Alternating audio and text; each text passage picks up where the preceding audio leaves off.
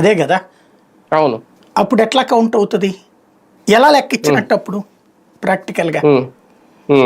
కేంద్రం ధృవీకరించి ఇవ్వాలా, number one. రెండవది, ఇప్పుడు రాష్ట్రానికి సంబంధించి చంద్రబాబు గారే మీరు చెప్పినట్టే పదే పదే ఏం చెప్తున్నారు, ఆర్థిక సంక్షోభంలో ఉంది, డబ్బులు కూడా లేవంటున్నారు.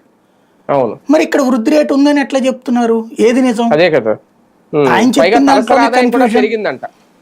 అంటే వృద్ధి రేటు వేరు, వృద్ధి వేరు. అవును, వృద్ధి అంటే వేరు. ఇది ఎట్లా ఉంటుందంటే percentage of marks, original marks. Yes. అంటే ఇప్పుడు నాకు 30 మార్కులు వచ్చినాయి, రేపు 40 వస్తే వృద్ధి, వృద్ధి రేట్ అది. అంటే పాస్ మార్క్ దాటినట్టు.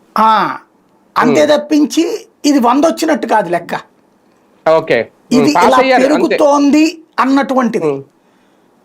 ఈజీగా అర్థమయ్యే భాషలో చెప్పాలంటే ఇప్పుడు 20 రూపాయలు ఉందండి, 30 రూపాయలకి పెరుగుతుంటే బాగా గ్రోత్ ఉన్నట్టు.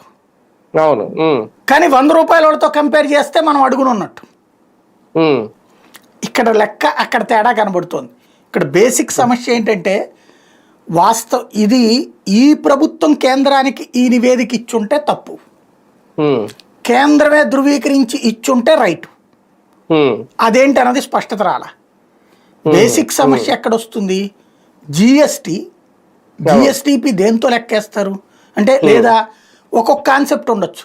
వృద్ధి రేటుని ఏమన్నా కేంద్ర ప్రభుత్వం కొత్త పారామీటర్స్ పెట్టిందా, లైక్ అంటే మార్కులు మనకు కనుక హిందీ లేకుండా, ఇంగ్లీష్ లేకుండా, తెలుగు లేకుండా కౌంట్ వేస్తారు మీకు ఇంటర్మీడియట్లో.